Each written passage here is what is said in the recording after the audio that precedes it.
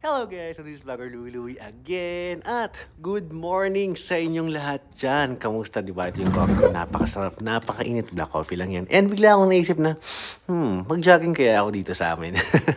Actually, dito lang ako nag-jogging kasi luckily, meron kaming treadmill ni Mrs. Yan, yung aming pinundar.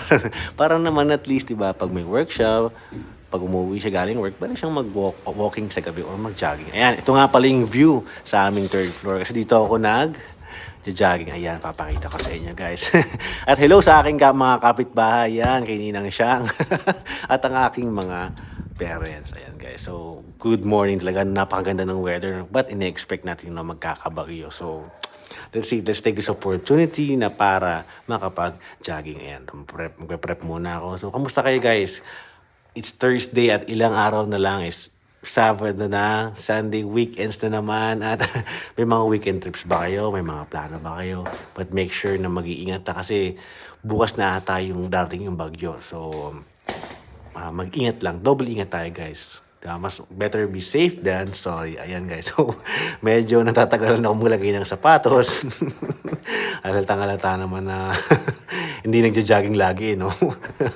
Yan, tatry natin laging mag-jogging kasi feeling ko after ng mga vlogs natin, mga food trip vlogs natin, guys, medyo bumibigat na ako.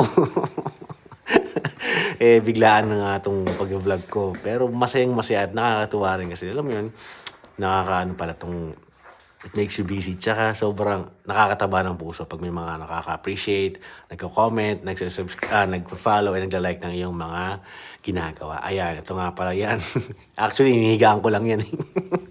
Hindi ko ginagamit. Ito na, ang binili ko na hindi ko pa rin nagagamit. But hopefully, start na to ng aking diet era, kuno. Gym tayo. Yan, ito nga pala yung nabili namin ni Mrs. na yan, na treadmill. Ayan, so operate ko na siya. Pasensya na sa floor, ha. Medyo, ano. Kasi dito rin nga pala yung room ng aking mga cats, sila Stella. Yan, on na natin siya. Sobrang solid ito, guys. Medyo 3 months na to sa amin. At wala naman siyang problema. Yan, so sana matulungan tayo ng mga tropa natin dyan, mga pag-diet at kung paano. Medyo kasi gusto ko naman kahit paano lumalaki yung katawan natin ng konti lang naman. At yan na, natapos na tayo. Uy, isang oras yun, ha. Hindi yun 5 minutes lang.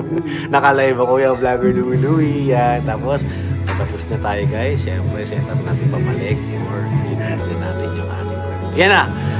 Weight reveal na tayo guys. Ilang kaya? Mga 70 lang yan eh. Sira kasi yung weighing scale ko eh. 70 lang talaga. 85, 55, 555, no? And syempre,